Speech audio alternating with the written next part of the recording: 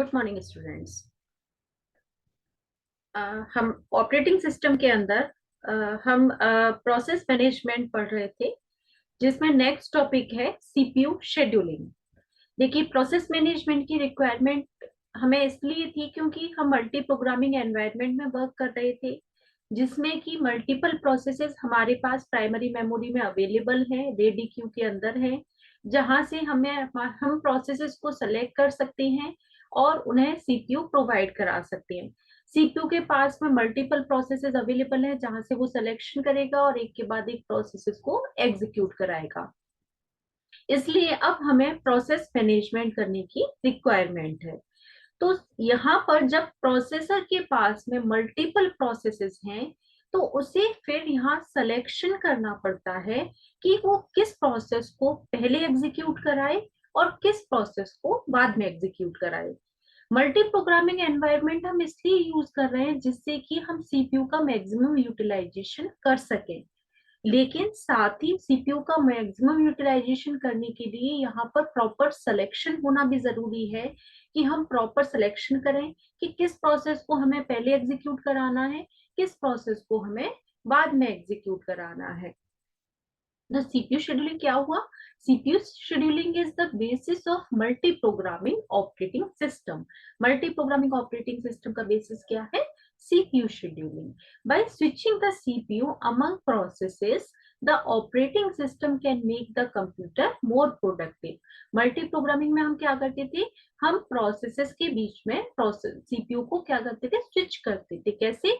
अगर एक process execute हो रही होती थी और अगर वो प्रोसेस किसी इनपुट के लिए या किसी आउटपुट के लिए बीच में रुकती थी, या बीच में किसी इवेंट के अकर होने का वेट करती थी, या किसी सिग्नल के आने का वेट करती थी, यानी किसी भी रीजन से प्रोसेस बीच में अगर वेटिंग की कंडीशन में जाती थी, जो 5 स्टेजेस कल हमने बात की थी प्रोसेसेस की, उनमें से वेटिंग स्टेज थी, तो अगर प्रोसेस वेटिंग में जाती थी तो उस कंडीशन में हमारा जो प्रोसेसर है, जो सीपीयू है, वो आइडल रहने की बजाय क्या करता था? नेक्स्ट प्रोसेस को सेलेक्ट कर लेता था, क्योंकि हमारे पास में मल्टीपल प्रोसेस तो रेडी क्यू में है, प्राइमरी मेमोरी में है।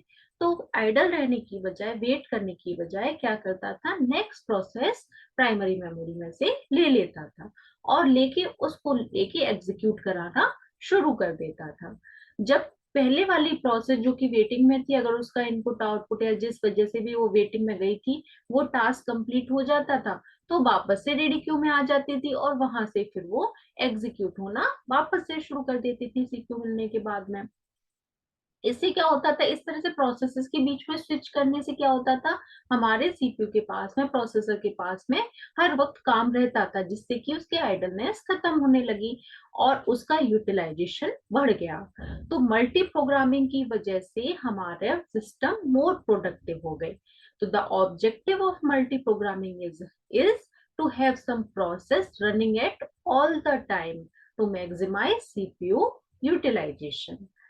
जब हमारे पास यूनि प्रोसेसर सिस्टम्स होते थे, तो यहाँ पर यूनि प्रोसेसर मतलब एक ही प्रोसेसर है, तो यहाँ पर कभी भी इसमें एक बार में एक ही प्रोसेस रन होती है। लेकिन जब हमारे पास में मल्टीपल प्रोसेसर्स होते हैं और तो वहां पर मल्टीपल प्रोसेसेस रन हो रही होती हैं।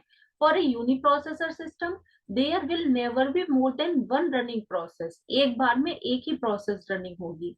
When two or more processes are simultaneously in ready state and if only one CPU is available, then a decision has to be made that which process to run next.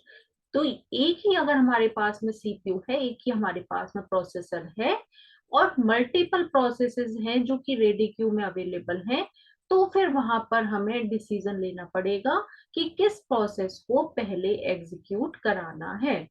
The part of the operating system that make this decision is called the scheduler. तो operating system का वो part जो ये decision लेने का काम करता है कि किस प्रोसेस को पहले एग्जीक्यूट कराना है, किसको बाद में कराना है, ऑपरेटिंग सिस्टम का वो पार्ट कहलाता है शेड्यूलर। और वो एल्गोरिथम जो कि ये डिसीजन लेने का काम करती है, में हेल्प करती है, शेड्यूलर के साथ में जो काम करती है वो एल्गोरिथम कहलाती है, हमारी scheduling algorithm. So thus, the scheduler is an operating system program that select the next job to be admitted for the execution to CPU. यानी कि शेड्यूलर क्या होगा? शेड्यूलर वो प्रोग्राम है, ऑपरेटिंग सिस्टम का वो पार्ट है जो ये सेलेक्ट करने का काम करता है कि अब अगली नेक्स्ट कौन सी प्रोसेस होगी जो कि एग्जीक्यूट होगी और जिसे सीपीयू मिलेगा. The main objective of scheduling is to increase the CPU utilization and higher the throughput. इसका क्या ऑब्जेक्टिव है? हम ये शेड्यूलिंग क्यों कर रहे हैं? हम शेड्यूलिंग ऑब्वियसली इसलिए कर रहे हैं जिससे कि सीपीयू का यूटिलाइजेशन ज्यादा से ज्यादा कर सके. हमें अपने रिसोर्सेज का प्रॉपर यूटिलाइजेशन करना है और सीपीयू एक बहुत ही इंपॉर्टेंट रिसोर्स है. तो सीपीयू का बेटर यूटिलाइजेशन करने के लिए, बेटर थ्रूपुट के लिए, हायर थ्रूपुट के लिए हम क्या कर रहे हैं? ये शेड्यूलिंग का यूज कर रहे हैं. अब आता है हम प्रोसेसेस का बिहेवियर कैसा होता है जब हम काम करते हैं प्रोसेसेस पर.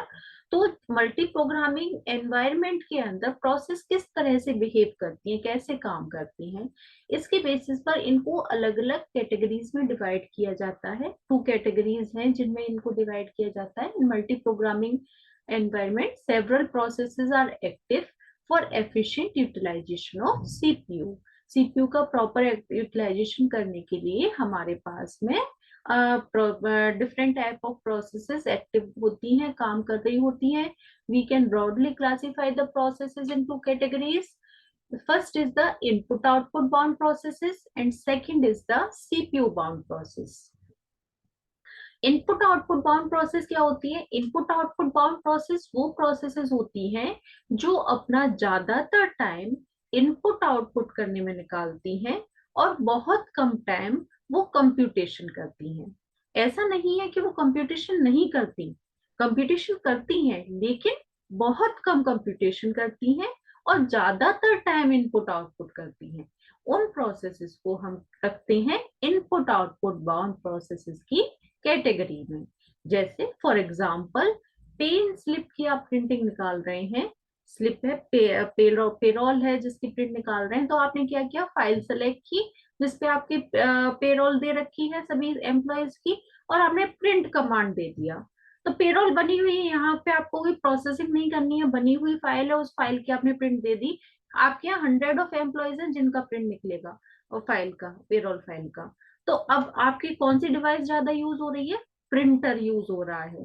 प्रोसेस तो इतनी हुई कि वो फाइल गई और फाइल ओपन होके आ गई और प्रिंट कमांड चला गया. इसके बाद में फिर आपकी कौन सी डिवाइस यूज हो रही है? आउटपुट डिवाइस यूज हो रही है. तो ज्यादातर टाइम क्या हो रहा है? इनपुट आउटपुट डिवाइस का ज्यादा यूज हो रहा है, प्रोसेसर का कम यूज हुआ. तो ये किस तरह की प्रोसेस हो गई? ये हमारी हो गई इनपुट आउटपुट बाउंड टाइप की प्रोसेस. ऐसे ही दूसरी कैटेगरी जो है वो आती है सीपीयू बाउंड प्रोसेस.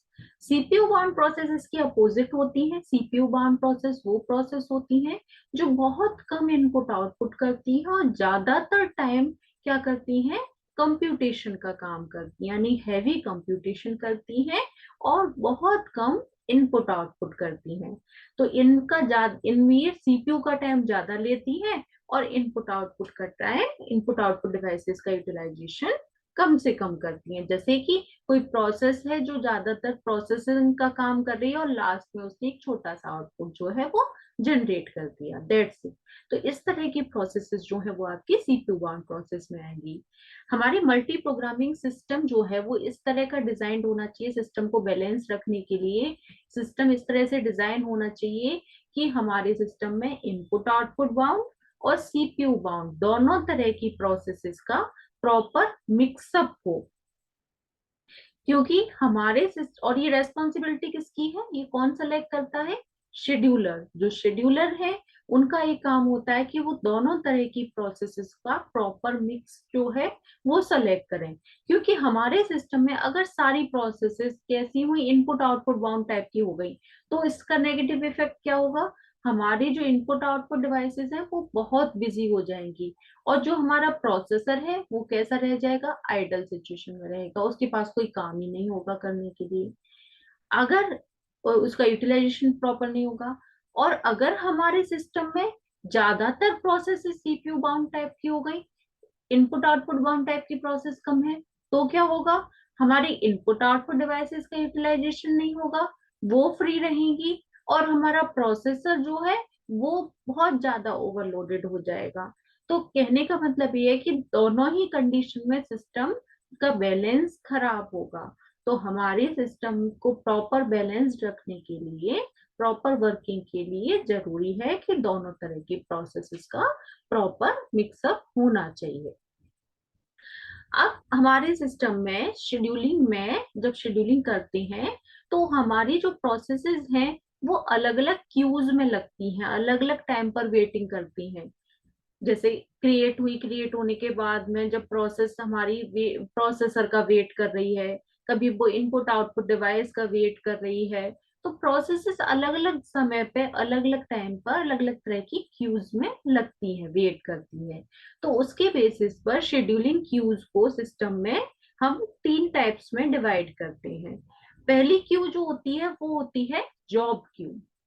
जब प्रोसेस सिस्टम में एंटर होती है तो सबसे पहले प्रोसेस आती है जॉब क्यू के अंदर। जब प्रोसेस क्रिएट हुई सबसे पहले कहाँ आएगी, जॉब क्यू में, क्रिएट आते से, सिस्टम में एंटर होते से। तो as process enter in the system, they are put into a job Q.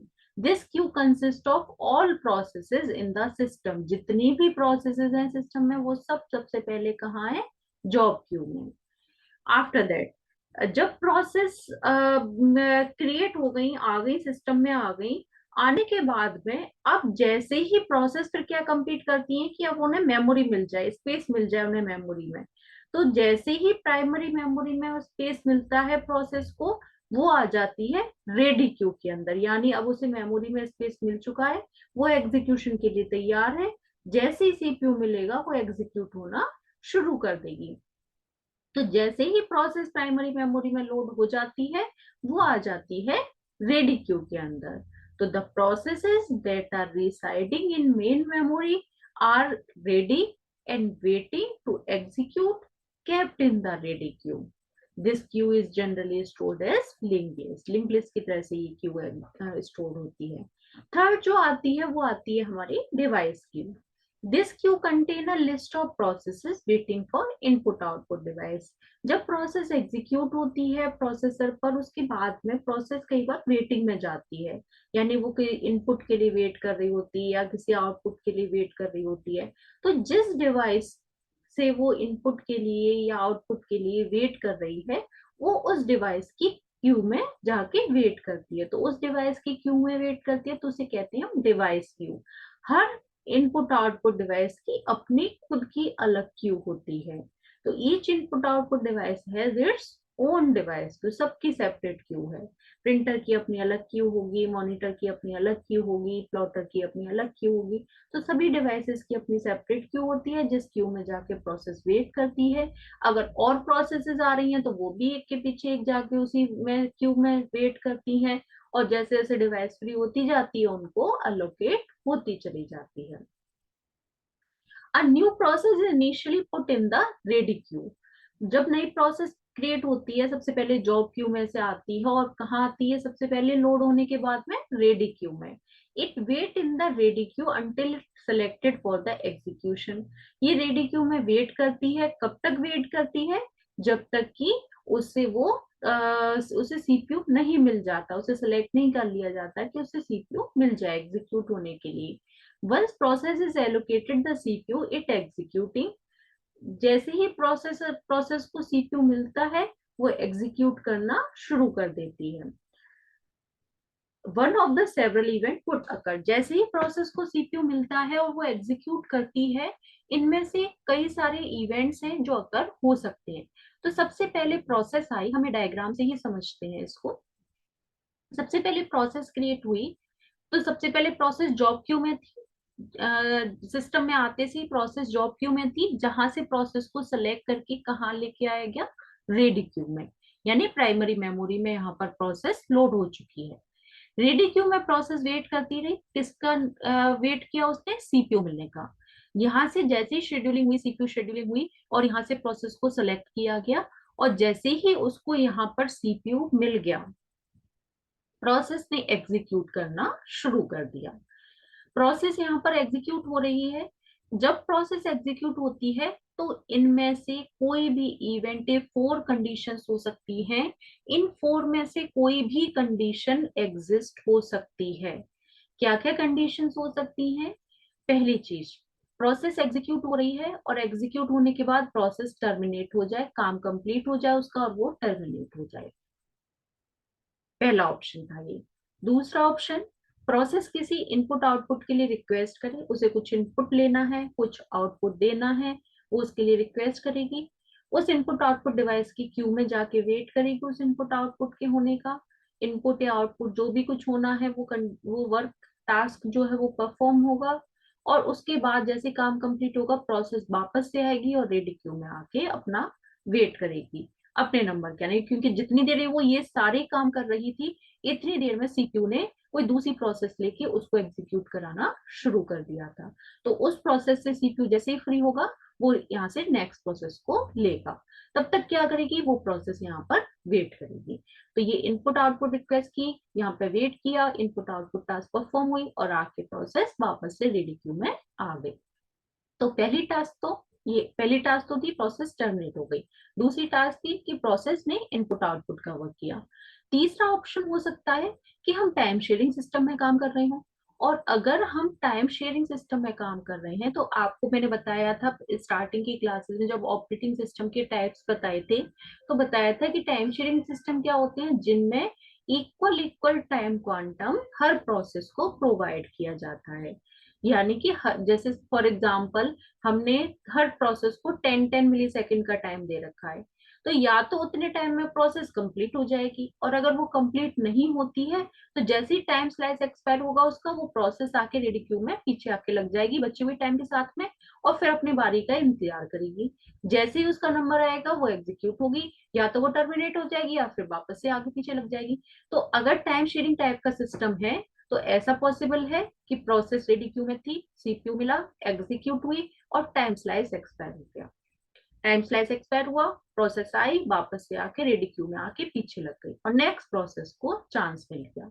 Next process execute होगी, या तो वो टर्मिनेट हो जाएगी, अदरवाइज उसका भी टाइम जब एक्सपायर हो जाएगा तो वो भी आके पीछे लग जाएगी, अगली प्रोसेस को चांस मिल जाएगा। तो टाइम शेयरिंग सिस्टम है, ये वाला साइकिल चलता रहेगा हमारा जब तक कि प्रोसेसेस टर्मिनेट नहीं हो जाती। नेक्स्ट इसके बाद में नेक्स्ट ऑप्शन क्या हो सकता है, अगर इन दोनों तीनों में से कोई ऑप्शन नहीं होता है तो एक ऑप्शन ये भी हो सकता है, प्रोसेस आई, रेडी क्यू में से सिलेक्शन हुआ, सीपीयू एग्जीक्यूट किया उस प्रोसेस को, और उस प्रोसेस ने क्या किया, एक चाइल्ड प्रोसेस क्रिएट कर दी।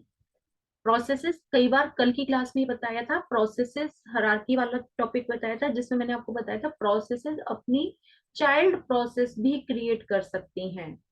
एज ए पेरेंट प्रोसेस वो क्या कर सकती हैं, अपनी चाइल्ड प्रोसेस क्रिएट कर सकती हैं, और जब तक चाइल्ड प्रोसेस कंप्लीट नहीं हो जाती तब तक पेरेंट प्रोसेस आगे नहीं बढ़ती है। यानी एक ब्रांच भी निकल सकती है किसी भी प्रोसेस से। तो प्रोसेस एग्जीक्यूट हो रही थी, यहाँ से प्रोसेस ने एक चाइल्ड प्रोसेस क्रिएट की फॉरकर चाइल्ड के थ्रू, चाइल्ड प्रोसेस एग्जीक्यूट हुई, चाइल्ड प्रोसेस टर्मिनेट हुई, उसने अपना रिजल्ट दिया, और उस रिजल्ट को लेके हमारी पेरेंट प्रोसेस वापस से रेडी हो गई। जैसे सीपीयू मिलेगा वो आगे एग्जीक्यूट होगी। एक ऑप्शन ये हो गया। और एक लास्ट ऑप्शन क्या हो सकता है कि प्रोसेस किसी इंटरप्ट के होने का वेट कर रही है।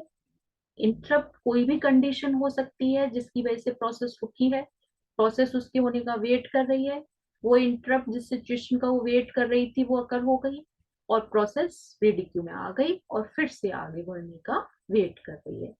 तो जब प्रोसेस एग्जीक्यूट होती है तो ऐसा नहीं है कि प्रोसेस जॉब क्यू में से रेडी क्यू में आ गई और उसे सीपीयू मिल गया, दैट्स ऑल। ऐसा नहीं होता।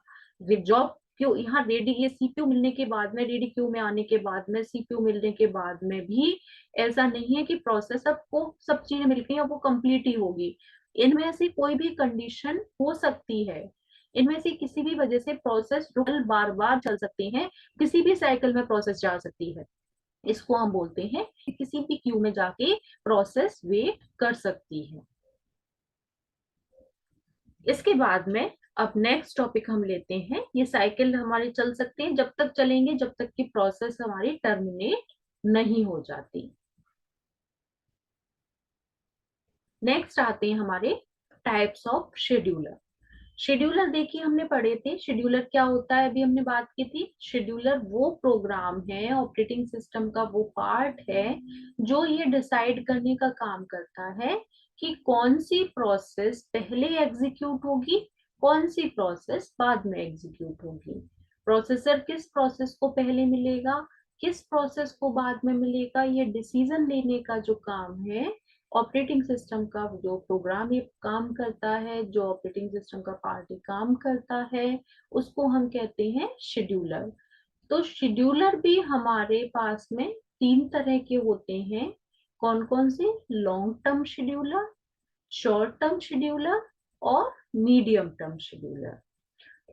तो प्रोसेस क्या है हमारी, बहुत सारी अभी अपनी क्यूज पढ़ी, तो इन क्यूज में होती हुई अलग अलग क्यूज में जाती रहती है, और यहाँ पर इनको सिलेक्शन भी होता है। एक क्यू से दूसरी क्यू में जब मूवमेंट होता है ना, तो यहाँ पर सिलेक्शन भी होता है। यानी a process migrate between the various scheduling queues throughout life time. अपनी पूरी लाइफ टाइम में प्रोसेस ये डिफरेंट डिफरेंट क्यूज के बीच में उसमें शेड्यूलिंग होती रहती है, मूव करती रहती है।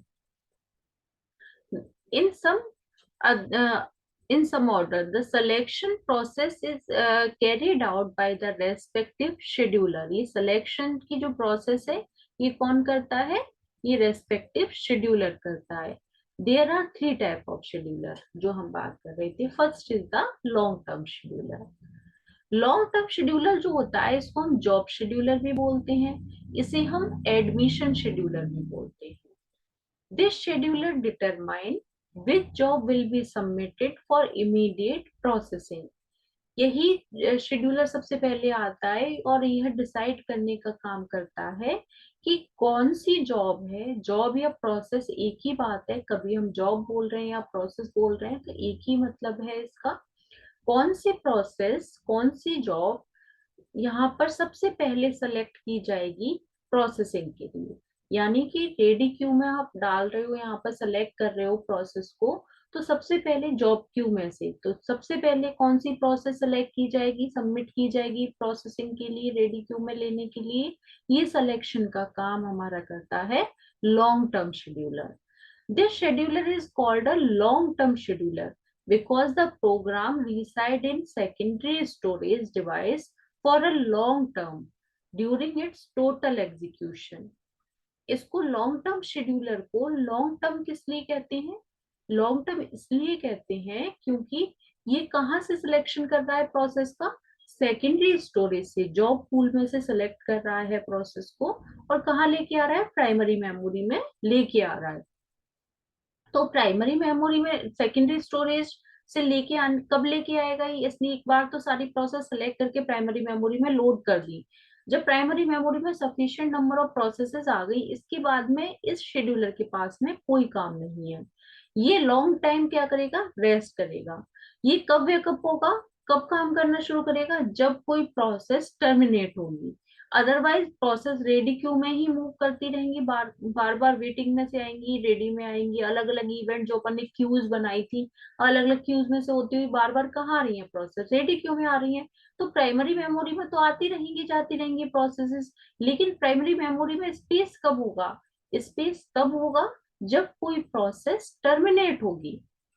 तो जब कोई प्रोसेस टर्मिनेट होगी तब ये लॉन्ग टर्म शेड्यूलर दोबारा से वेकअप होगा, उठेगा और क्या करेगा? सेकेंडरी मेमोरी में से कोई प्रोसेस सेलेक्ट करेगा, जॉब पूल में से कोई प्रोसेस लेगा और उस प्रोसेस को फिर से प्राइमरी मेमोरी में लोड करेगा, अगेन फिर से रेस्ट कंडीशन में चला जाएगा।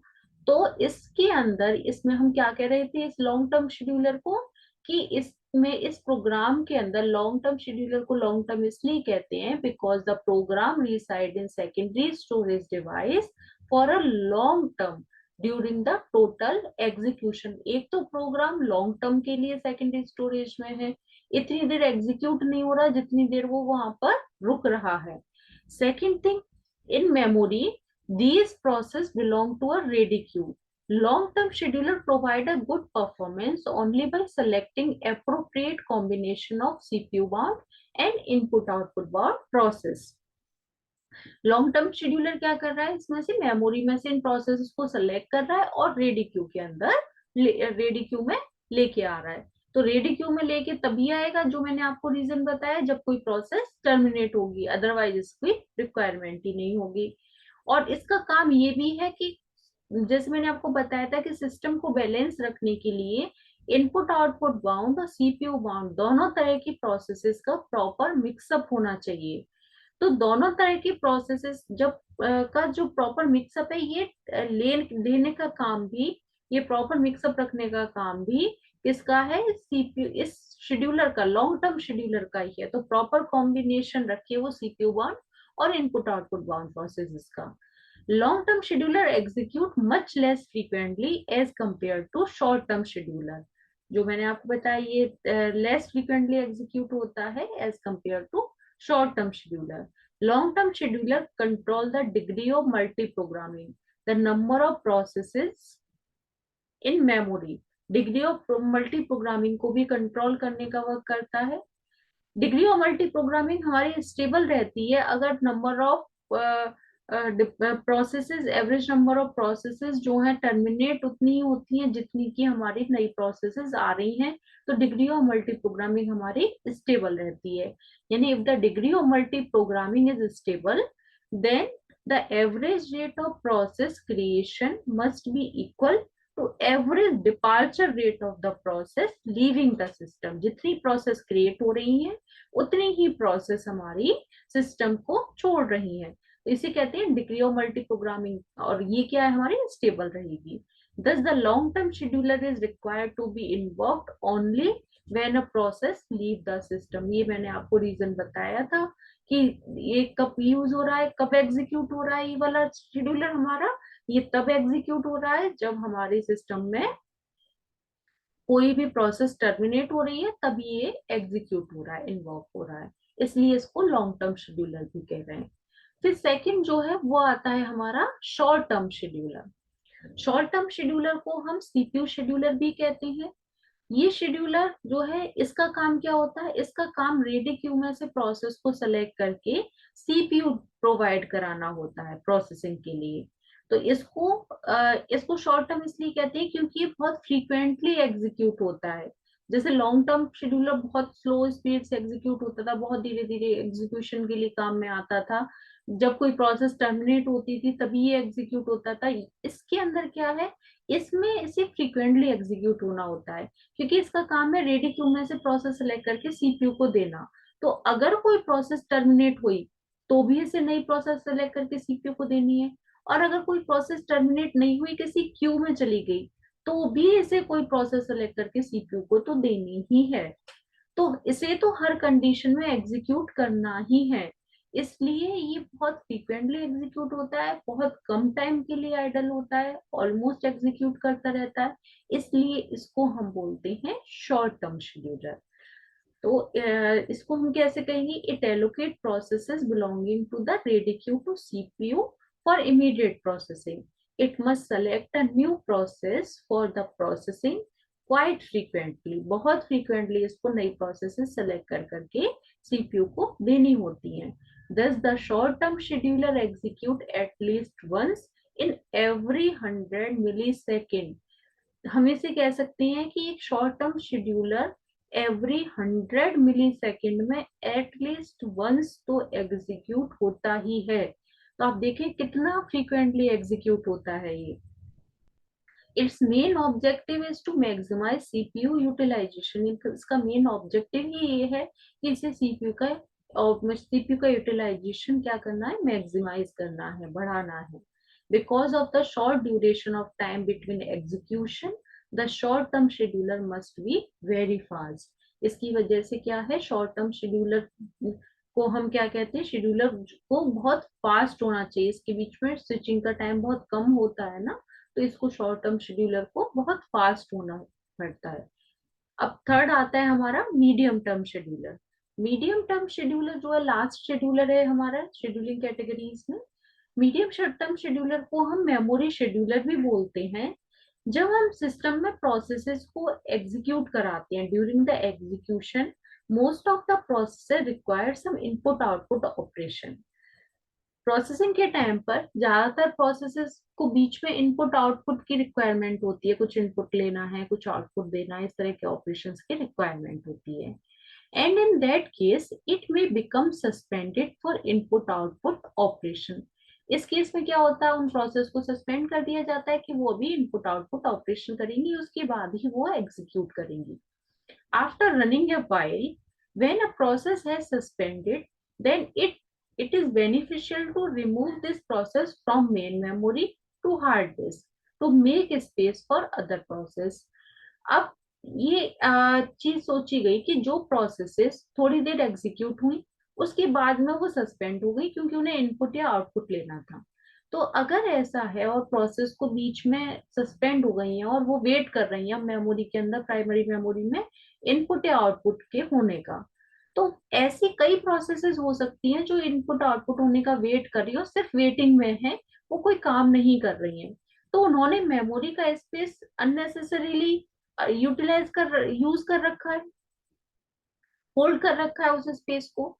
तो हम क्या कर सकते हैं, उन प्रोसेसेस को वहां से हटा के सेकेंडरी मेमोरी पे डाल दें, तो वहां पे वो वहां पे वेट कर लेंगी। और जो स्पेस खाली होगा वो स्पेस किसी दूसरी प्रोसेस को प्रोवाइड कर दिया जाए जिससे कि वो एग्जीक्यूट हो सके। तो जो प्रोसेस एग्जीक्यूशन के लिए वेट कर रही है उन प्रोसेसेस को तो वो स्पेस दे दिया जाए, और जो प्रोसेस सिर्फ वेटिंग का काम कर रही है उन प्रोसेस को वहां से रिमूव करके बाहर सेकेंडरी स्टोरेज पे कहीं स्टोर करा दिया जाए। तो इस तरह से प्रोसेसेस को बाहर लेके आना कहलाता है स्वैप आउट। और फिर जब उनका इनपुट आउटपुट कंप्लीट हो जाए, जब काम कंप्लीट हो जाए तो वापस से उन्हें मेमोरी में लोड कर दिया जाए, इसे कहते हैं स्वैप इन।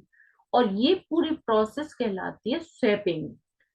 तो स्वैपिंग का कंसेप्ट में दो वर्ड आते हैं, swap in, swap out. Swap in और स्वैप आउट मिला के बनती है स्वैपिंग क्या कंसेप्ट। देखिए डायग्राम से समझिए इस चीज को। लॉन्ग टर्म शेड्यूलर है, प्रोसेस को सेलेक्ट करेगा जॉब क्यू में से, रेडी क्यू में डालेगा, रेडी क्यू से short term scheduler process select करेगा, सीपीयू को देगा जहां से प्रोसेस टर्मिनेट हो जाएंगे। अगर प्रोसेस किसी इनपुट आउटपुट के लिए वेट कर रही है तो इनपुट आउटपुट क्यू में जाएगी, इनपुट आउटपुट मिलेगा, एग्जीक्यूट होगा, जैसे काम कंप्लीट होगा रेडी क्यू में आएगी, फिर से शॉर्ट टर्म शेड्यूलर सेलेक्ट करेगा, सीपीयू मिलेगा, एग्जीक्यूट होगी, टर्मिनेट हो जाएगी। अगर कोई प्रोसेस इनपुट आउटपुट के लिए जो वेट कर रही थी उसकी जगह हम क्या करें, उस प्रोसेस को सीपीयू पे एग्जीक्यूट हुई, और अगर उसे इनपुट आउटपुट या किसी चीज का वेट करना है तो उस प्रोसेस को हम स्वैप आउट कर दें। जो काम कौन करेगा, medium term scheduler. Partially swapped out processes हैं जो कहीं वेट कर रही हैं हमारी सेकेंडरी स्टोरेज पर, जब उनका काम कंप्लीट हो जाए तो उन्हें वापस से स्वैप इन करके रेडी क्यू में डाल दो। तो हम एक ऑप्शन ये वाला भी कर सकते हैं। तो ये जो मीडियम टर्म शेड्यूलर है ये क्या करता है, कौन सी प्रोसेस को स्वैप आउट करना है और फिर स्वैप इन करना है, ये जो डिसीजन लेने का काम है यहाँ पर, ये डिसीजन लेता है हमारा मीडियम टर्म शेड्यूलर।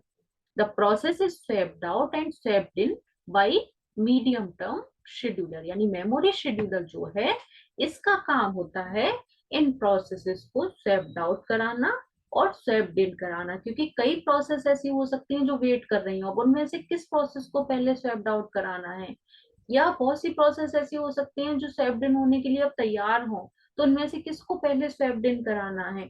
तो यहाँ जो डिसीजन हो रहा है मेमोरी मैनेजमेंट में, ये जो डिसीजन लेने का काम है ये काम करता है हमारा इसमें मीडियम टर्म शेड्यूलर या मेमोरी शेड्यूलर जिसको बोलते हैं। तो ये 3 टाइप्स के शेड्यूलर्स थे हमारे जो शेड्यूलिंग लेने में हेल्प प्रोवाइड कराते हैं।